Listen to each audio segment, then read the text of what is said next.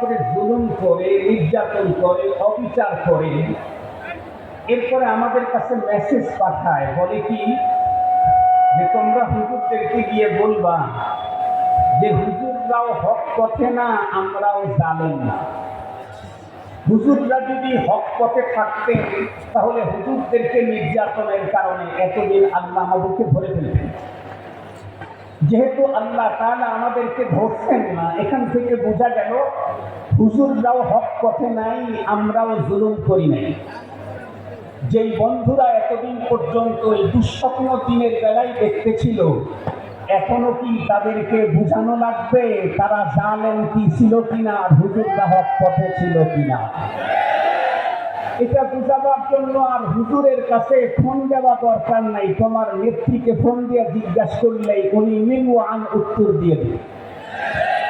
আমি আল্লাহ পাকের একটা পেগাম আল্লাহ পাক কোরআনে হাকিমে যেটা আমাদেরকে দিয়েছেন, তার মধ্যে একটা হলো আল্লাহ পাক তার রাসূলকে কোরআন নাযিল করে অনেক ব্যাপারে বলেছেন, পৃথিবীর মানুষকে বলেছেন। আল্লাহ পাক সাথে সাথে কথাও বলেছেন, লা তাহসাবান্নাল্লাহা মুখলিফা ওয়া'দিহি রুসুলা। তোমরা আল্লাহকে কখনোই ভেবো না যে তার রাসূলকে আল্লাহ পাক যে ওয়াদা দিয়েছেন তা মিস করবেন। বরং আল্লাহ সম্পর্কে তোমাদের জানা থাকা দরকার, ইন্নাহু আজিজুন যুল ইনতিকাম।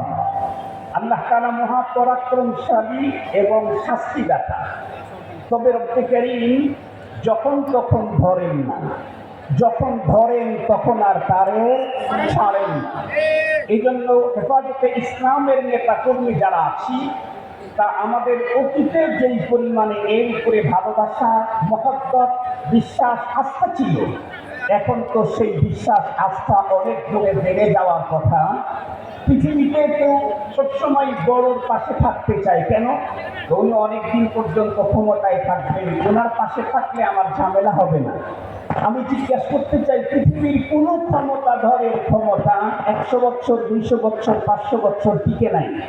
কিয়ামত পর্যন্ত টিকবে একজনের ক্ষমতা, সে কে? আর একটু জোরে বলেন, সে কে? কিয়ামত পর্যন্ত একটা মিশনই চলবে। 1000 মিশন পৃথিবীতে আসবে, কেউ কেউ সমুদ্রের ভিতরে ডুব দিবে, কেউ বা হেলিকপ্টার নিয়ে উড়ে যাবে। একটা মিশনই কিয়ামত পর্যন্ত থাকবে, তার নাম হলো ইসলাম। সঙ্গত কারণে হেফাজতে ইসলাম আছে, অতীতে ছিল।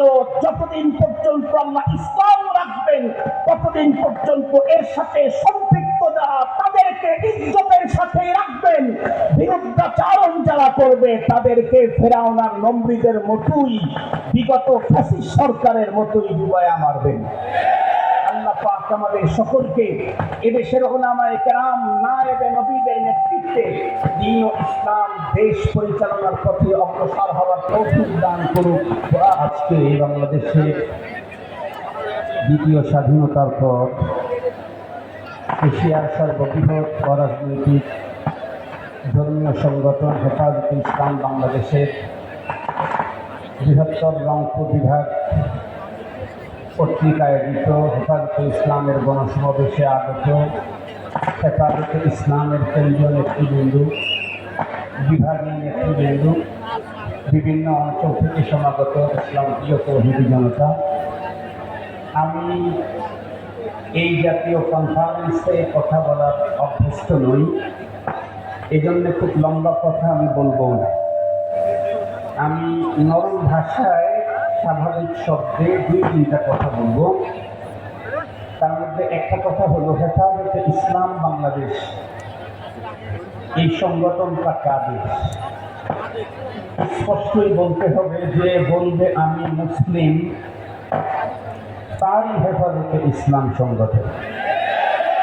যে বলবে আমি মুসলিম তারই সংগঠন হেফাজতে ইসলাম। মুসলিম হওয়ার পরেও কেউ যদি হেফাজতে ইসলাম নিয়ে ব্যঙ্গ করেছে বা করবে, তাহলে আর যে কোনো জায়গাতে তার জায়গা হলেও ইসলামের জায়গা থাকার কথা না। 2 নম্বর কথা হলো, বিগত সময় হেফাজতে ইসলামের হযরতে উলামায়ে কেরাম, কেন্দ্রীয় নেতৃবৃন্দ যখন বারবার একের পরে এক কারাবরণ করতেছিলেন, আমরাও 7 মাস পর্যন্ত আত্মগোপনে ছিলাম। এরপরে আমাদের কাছে ঘন ঘন মেসেজ আসে